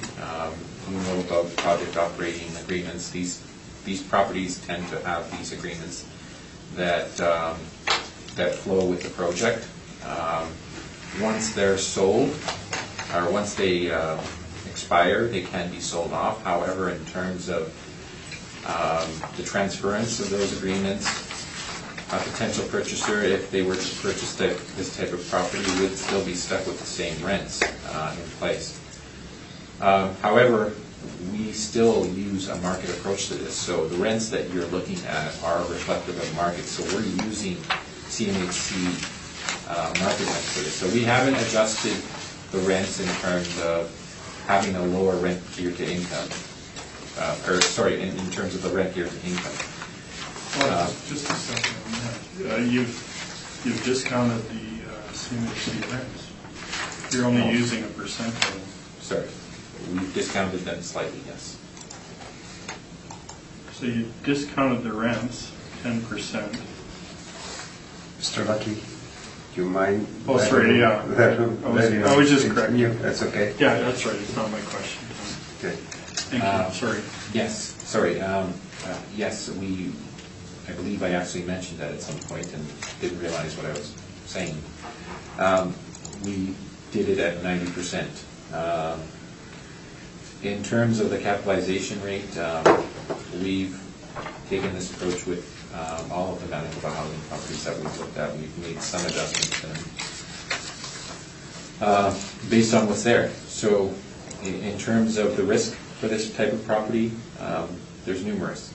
There's the lack of proper HVAC systems. There is the poor suite mix. There is the parking issue. It is in a good area, but again, it's not the type of building that can be easily retrofitted to market. I mean, they would have to break it apart, reconfigure spaces. Again, that would cost money.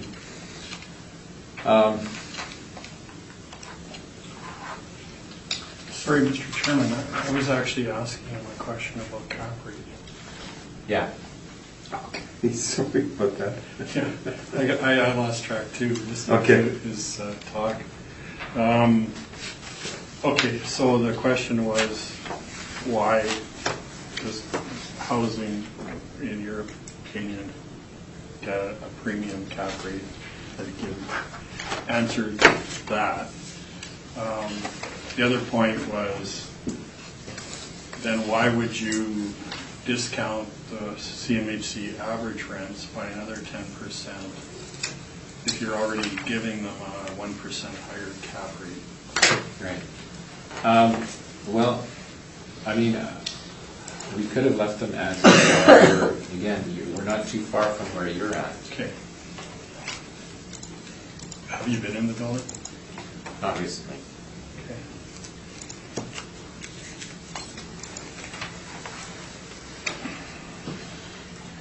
So you made the comment that they don't maintain their buildings. No, what I said in general, as a whole, Manitoba Housing tends to ignore capital more so than you would see in the private sector.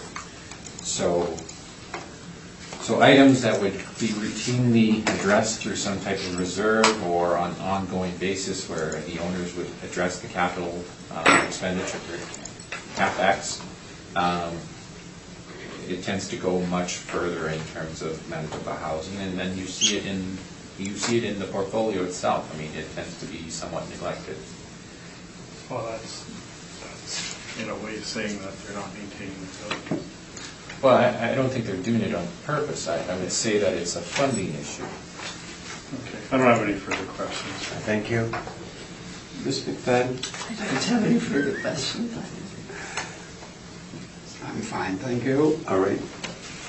Summation if you want, Mr. Lucky, either party.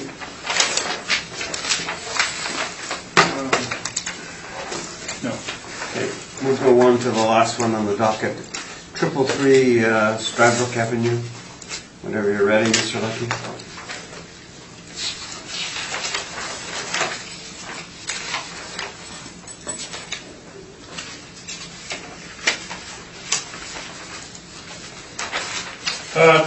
Thank you. File number 19-2182, roll number 12031796100, 333 Stradbrook is 1963 building, 6 stories, 41 suites.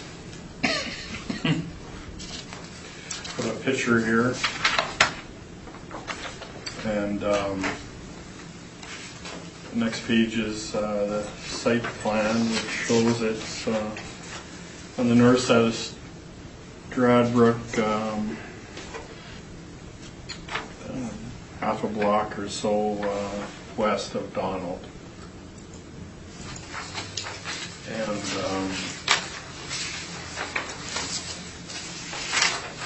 we have suite mix of 1 bachelor, 21 bedroom and 22 bedrooms, 40-wood suites, an overall income of $963 roughly per unit, and market parameters.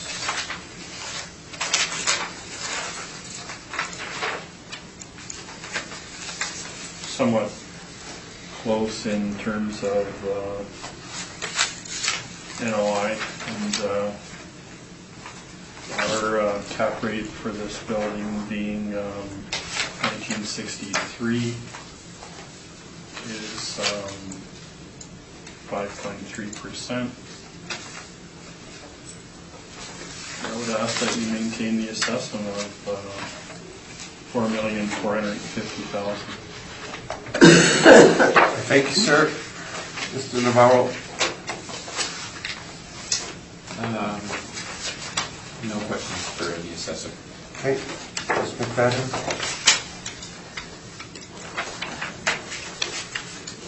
I'll anticipate my colleague's question. Did you look at the statement of earnings at all? I just looked at the bottom line of the two, and we're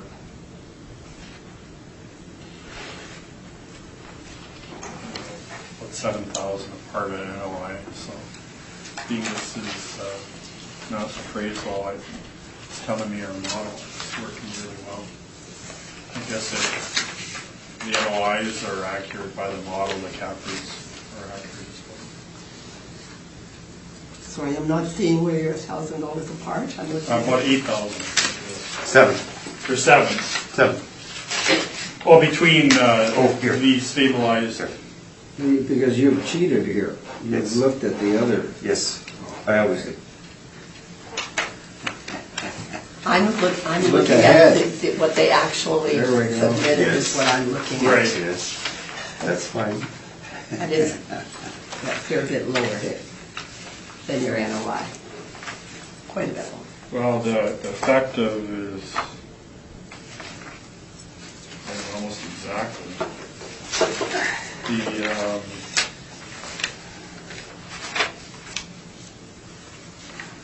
expenses are a lot higher, but the repair and maintenance is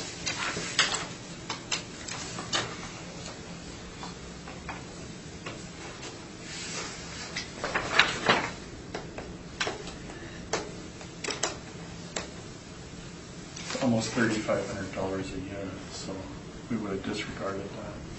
Okay, thank you. Mr. Therian? Yes, I found it quite interesting that the EGI of the city was at 465,137, and the mailer on the income was 465,160. So it can't be much closer. So it's got to be on the expense side. Which, would you know, because of all these maintenance and decorating issues, they must have done a lot of upkeep on this building. Would you know anything about that? Well, as I said before,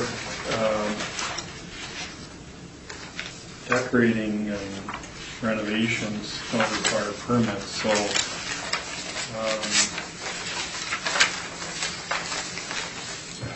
normally around $3,500 a unit, and here we have 3,456, does a fair amount of work per unit, and could likely trigger rental increases. Okay, that's all. Thank you. Thank you. Mr. Navarro, the floor is yours. Okay, I think we'll just flip to page 9 of the report. So we've gone with the actuals reported. We've stabilized the potential market growth at 489 to 891. vacancy of 7%, giving us an effective gross of $455,599. We've added laundry income and parking income to that, bringing our effective gross income to $483,337. We've applied $254,928 in expenses to this. That is 52.7%, and a net operating income of $228,409. We've applied a 5.75% cap rate. Again, I'll just refer you to the capitalization rate report. So for this era of building, what we should have applied was a 6% cap rate. However, we've adjusted it downwards to 5.75%, giving us an indicated market value of $3,972,327, or $3,972,000 rounded. I'm open for questions. I thank you. Mr. Lucky, questions?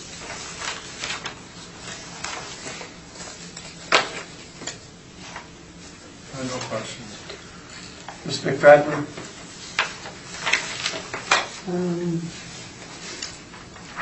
No, I think I'm okay. Thank you. Mr. Therian? Yeah, just on your comment of the cap, not sure I understood correctly. This is a 1963 building, and so that would be a 6% rate on your chart? Correct. Yeah, what did you say you had added a quarter? That's what I missed. Yes, we added a quarter point to it, or subtracted a quarter point. Yes, subtract. Okay, well, that's what I meant, I guess. So what was the reason for that? It was a mistake. It was a mistake. Yes. Okay. That would be me not looking at lines properly. Okay, because you're 1960 to 1974. Correct. So it should have actually had a 6% cap rate on it. Okay. Thank you. I thank you. Summary, Mr. Lucky? Mr. Navarro? I don't. All right, I think that concludes our hearing. So, Mr. Navarro, thank you very much for your presentations. Thank you.